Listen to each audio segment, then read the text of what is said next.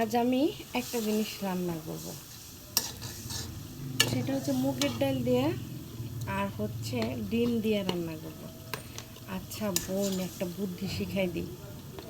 যদি মনে করেন দেখেন আপনার ঘরে তরকারি বেশি লাগতেছে, আপনার 2-3 বার করে চুলার পর আসতে হইতেছে, তাহলে কি করবেন? সেক্ষেত্রে এমন লবণ দিবেন তরকারিতে, বলবেন আর বাজার সদাই নাই, অনেক লবণ দিয়ে ধুবেন, কেউ খাইতে পারবো না।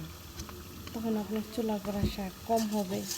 বুদ্ধিটা ভালো দিছিলেন, তরকারিটা আর কি কম লাগবে। আর যদি মনে করেন লবণটা বেশি দেন, কম দেন, তাইলে কিন্তু বোন পোষাইতে পারবে না। আমি বলে দিলাম। আমি আবার লক্ষ্মী মানুষ কিনা, একটু যাই রান্না করি, একটু পোষায় টোষায় রান্না করি, যাতে আমার তরকারিটা লাগে কম।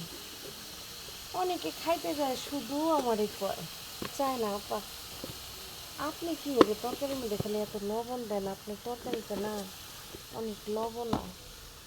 তখন আমি বলি, কিছু মনে করিস না, হ্যাঁ আসলে কি লবণটা আমি ইচ্ছা করেই দিই। বারে বারে কে আসবে রান্না করতে বলেন? একটা মেয়ে মানুষের এই গরমের মধ্যে রান্না করা একটা কষ্ট না। কি আর বলবো, এটা তো কেউ বুঝাইতে পারি না। তখন রান্না করতে গিয়া মানুষ আমার অনেক ধরনের কথাই বলে, আমি আবার এগুলা কিছু মনে করি না। আমি শুধু বলি, আমি কি বলি, আমার কাছে লবণটা বেশি হয়ে যায়। অনেকে বলে আগে কম করে দিবি, তারপরে খেয়ে দেখবি লবণ হয়েছে কিনা, পরে একটু কম দিবি। তখন আমি কি করে বোঝাই যে আমি জানি কতটুকু লবণ দিলে ঠিক হবে। আমি ইচ্ছা করে একটু বেশি দিয়েছি। এই যে মুগের ডাল বসাই দিতেছি। মানুষ মুগের ডাল দেয়া খিচুড়ি দেখা, আমি আবার রাঁধুনি ভালো কি না, আমার রান্নার প্রশংসা সবাই করে ইনশাল্লাহ, যে আমি লবণ বেশি দিয়ে রান্না করি।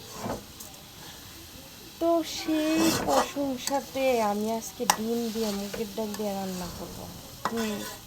আমার রান্নাটা খেয়ে যদি মজা হয় তাহলে বলবেন কেমন হয়েছে। আমি কিন্তু রান্না আবার ভালো পারি। এই যে আপনাকে একটু দেখেন, মিথ্যা কথা বলতেছি না, সত্যি মুগের ডাল রান্না করতেছি। মুগের ডাল দিয়ে এখন এর মধ্যে একটু পরিমাণ মতো ঝোল দিয়ে দিব কি, ডিম দিয়ে দিব গো, ডিম দিয়ে দিব। ডিম ভাজবো না, কাঁচা ডিম এটার মধ্যে ভাঙিয়ে দিয়ে দিব। এখন দিয়ে দিলাম।